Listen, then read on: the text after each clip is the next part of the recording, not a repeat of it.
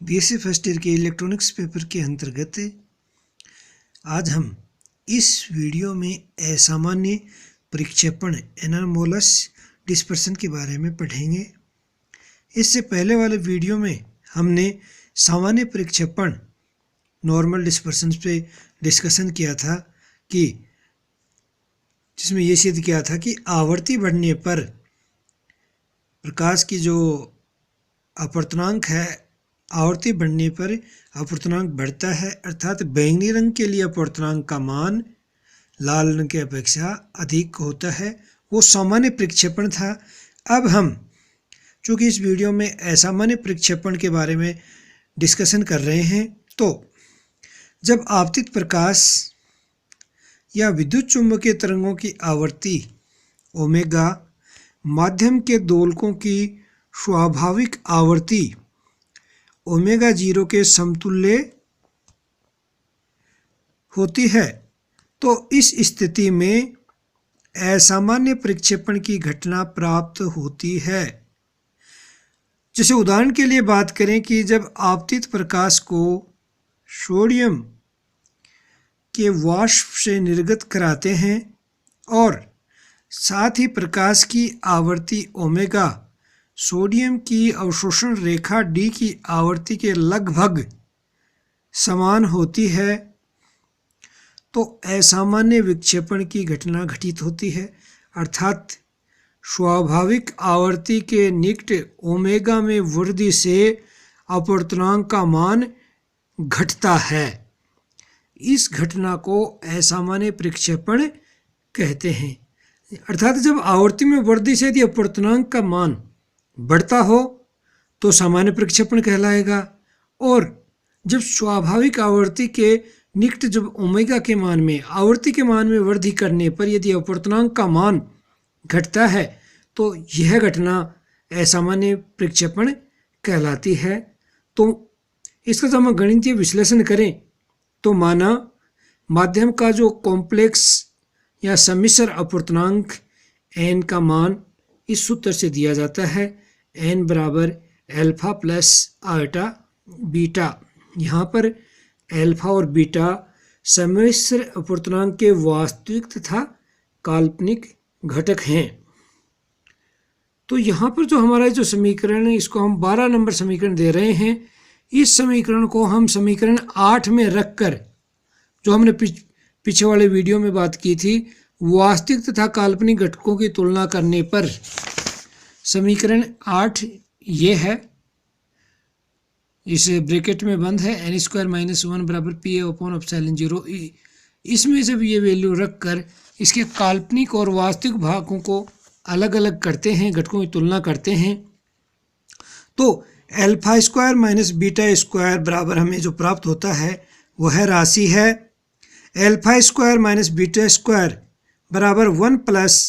N E square upon M epsilon 0 into omega 0 square minus omega square upon omega 0 square minus omega square का whole square plus omega square R square. इसे हम समीकरण number 13 दे रहे हैं, तथा twice alpha beta बराबर N E square upon M epsilon into omega R upon omega 0 square minus omega square का whole square plus omega square R square. समीकरण नंबर 14। तो अल्प दाब पर गैसों तथा वाष्पों के लिए बीटा का मान अल्फा के सापेक्ष नगण्य माना जा सकता है। अतः जो ऊपर समीकरण 13 था उसका रूप परिवर्तित होकर अल्फा स्क्वायर बराबर एन स्क्वायर बराबर 1 plus N E square upon M epsilon not omega 0 square minus omega square upon omega 0 square minus omega square का whole square plus omega square R square. इसे समीकरण नंबर 15 लें तो चूंकि n के अधिकतम तथा न्यूनतम मान की स्थिति पर del n upon del omega बराबर 0 होता है, यानी उच्चिष्ट और निम्निष्ट की कंडीशन यूज करें तो del n upon del omega 0 होगा। इसलिए इन मानों पर समीकरण जो 15 था उसका ओमेगा के सापेक्ष से अवकलन करके ज्ञात किया जा सकता है। अर्थात जो समीकरण 15 है उसका del N upon del omega करके 0 के बराबर करें, जब omega 0 square minus omega square बराबर प्लस माइनस ओमेगा 0 आर प्राप्त होता है। यदि आपतित प्रकाश की आवर्ती ओमेगा माध्यम के दोलकों की स्वाभाविक आवर्ती ओमेगा 0 के निकट हो तो सैनिकटन विधि प्रयुक्त करने पर उक्त जो समीकरण था 16, इसका सैनिकटन करते हैं, अर्थात omega 0 square minus omega square बराबर omega 0 plus omega 0 minus omega बराबर, जब सैनिकटन करेंगे तो ओमेगा 0 प्लस ओमेगा को लगभग हम ट्वाइस ओमेगा 0 रख लेते हैं, अतः twice omega 0 into omega 0 minus omega, जिससे ओमेगा 0 माइनस ओमेगा बराबर प्लस माइनस r/2 प्राप्त होता है, जिससे ओमेगा के दो मान प्राप्त होंगे। ओमेगा 1 बराबर ओमेगा 0 माइनस r/2, इसे समीकरण नंबर 17 लिख रहे हैं, तथा ओमेगा 2 बराबर ओमेगा 0 प्लस r/2। अतः स्वाभाविक आवर्ती ओमेगा 0 के निकट ओमेगा 1 व ओमेगा 2 आवर्तियों पर एन के मान क्रमशः न्यूनतम तथा अधिकतम होते हैं। एन के अधिकतम तथा न्यूनतम मानों के लिए जो आवर्तियों का अंतर है वो आर के बराबर होता है, अर्थात ओमेगा 2 माइनस ओमेगा 1 बराबर आर। अतः जो समीकरण 16 और 15 से एन स्क्वायर बराबर 1 plus N E square upon M epsilon naught into plus minus omega 0 R upon omega 0 square minus omega square into R square, या एन स्क्वायर बराबर 1 plus minus N E square omega 0 upon M epsilon not omega 0 square minus omega square into R. जो नीचे are की घात 2 थी वो इस ऊपर वाले आर की घात 1 से कटकर नीचे ए की घात रह जाती है। जब ओमेगा स्वाभाविक आवर्ती ओमेगा 0 के निकट है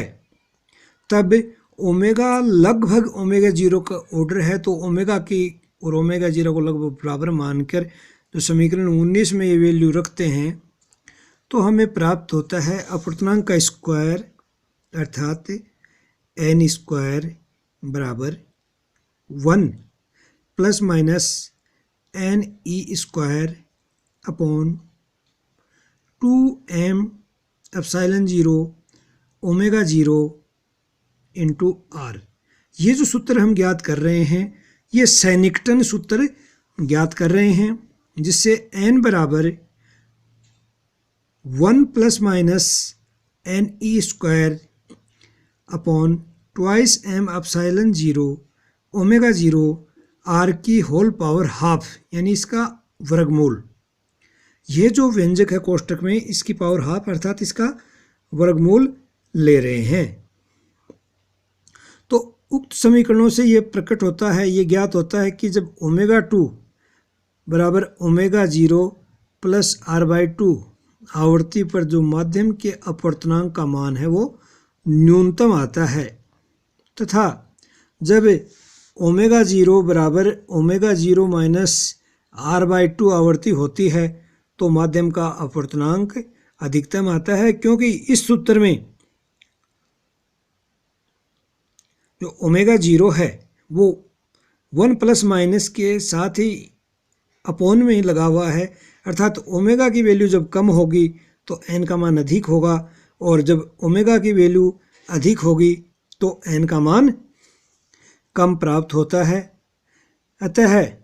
एन न्यूनतम बराबर 1 माइनस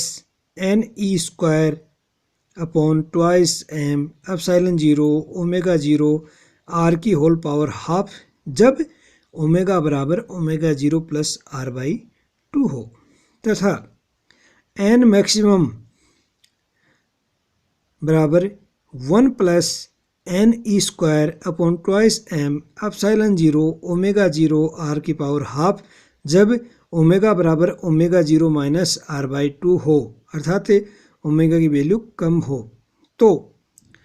इन दोनों सूत्रों से हमें प्राप्त हो रहा है कि जब आवृत्ति अधिक होती है तो n कम होता है, यानी अपवर्तनांक कम होता है, तथा जब आवृत्ति कम होती है तो अपवर्तनांक कम होता है। अतः ω1 से लेकर ω2 के मध्य असामान्य प्रक्षेपण होता है, अर्थात इस स्थिति में आवृत्ति बढ़ने पर अपवर्तनांक का मान कम होता है तथा अन्य परासों में सामान्य प्रक्षेपण होता है, जिसका हम ग्राफिकल रिप्रेजेंटेशन है वो निम्नानुसार कर सकते हैं। एक्स एक्सिस पे हमने कोणीय आवृत्ति ली है, वाई एक्सिस पे अपवर्तनांक लिया है। तो ω1 तक जो जो आवृत्ति बढ़ती है, आवृत्ति बढ़ने के साथ अपवर्तनांक बढ़ता है, अर्थात नॉर्मल डिस्पर्सन सामान्य प्रक्षेपण होता है। जो ही हम आवृत्ति ω1 पे पहुंचते हैं, असामान्य प्रक्षेपण की घटना घटित होना प्रारंभ हो जाती है और ये कंटिन्यूस ω2 तक घटित होती है। ω2 के पश्चात इस रेंज से बाहर निकल जाने पर वापस सामान्य प्रक्षेपण की जो घटना है वो घटित होती है। तो जो ω1 और ω2 के मध्य का जो भाग है ये असामान्य प्रक्षेपण